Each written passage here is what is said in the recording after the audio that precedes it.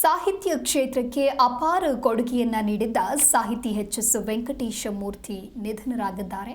ಅನಾರೋಗ್ಯದಿಂದ ಬಳಲ್ತಾ ಇದ್ರು ಎಚ್.ಎಸ್. ವೆಂಕಟೇಶ ಮೂರ್ತಿ. ಇನ್ನು ಚಿಕಿತ್ಸೆ ಫಲಕಾರಿಯಾಗದೆ ಕೆಂಗೇರಿ ಬಿಜಿಎಸ್ ಆಸ್ಪತ್ರೆಯಲ್ಲಿ ನಿಧನರಾಗಿದ್ದಾರೆ. 1944ರಲ್ಲಿ ಚನ್ನಗಿರಿ ತಾಲೂಕಿನ ಹೋದಿಗೆರೆ ಗ್ರಾಮದಲ್ಲಿ ಇವರು ಜನಿಸಿದ್ರು. 85ನೇ ಕನ್ನಡ ಸಾಹಿತ್ಯ ಸಮ್ಮೇಳನದ ಅಧ್ಯಕ್ಷರು ಆಗಿದ್ರು. ಇನ್ನು ಕವಿತೆ, ನಾಟಕ, ಪ್ರಬಂಧ, ಕಾದಂಬರಿ, ಮಕ್ಕಳ ಸಾಹಿತ್ಯ, ಅನುವಾದ, ವಿಮರ್ಶೆ ಸೇರಿದಂತೆ ಹಲವು ಪ್ರಕಾರಗಳಲ್ಲಿ ಸಾಹಿತ್ಯ ಕ್ಷೇತ್ರಕ್ಕೆ ಅಪಾರವಾದಂತಹ ಕೊಡುಗೆಯನ್ನ ನೀಡಿದ್ರು.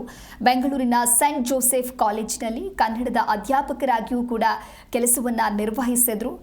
ನಿವೃತ್ತಿಯಾದ ನಂತರದಲ್ಲಿ ಬೆಂಗಳೂರಿನಲ್ಲಿ ವಾಸವಾಗಿದ್ರು.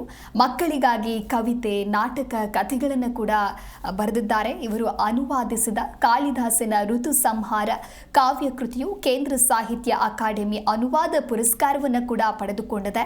ಇನ್ನು ಕ್ರಿಯಾಪರ್ವ, ಎಷ್ಟೊಂದು ಮುಗಿಲು, ನದಿ ತೀರದಲ್ಲಿ, ಉತ್ತರಾಯಣ ಮೊದಲಾದವು ಇವರ ಮುಖ್ಯ ಕಾವ್ಯ ಕೃತಿಗಳಾಗಿವೆ.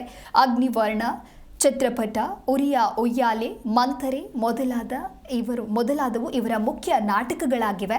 ಈ ಮುಖೇನ ಇವರ ವೈಚಾರಿಕ ಪ್ರಬಂಧಗಳ ಸಂಪುಟವಾಗಿದೆ. ಕರ್ನಾಟಕ ಸಾಹಿತ್ಯ ಅಕಾಡೆಮಿ ಬಹುಮಾನ, ರಾಜ್ಯೋತ್ಸವ ಪ್ರಶಸ್ತಿ, ಆಕಾಶವಾಣಿ ರಾಷ್ಟ್ರೀಯ ಪ್ರಶಸ್ತಿ ಇವೆಲ್ಲವೂ ಕೂಡ ಇವರು ಪಡೆದ ಕೆಲವು ಮುಖ್ಯ ಗೌರವ ಪುರಸ್ಕಾರಗಳಾಗಿವೆ.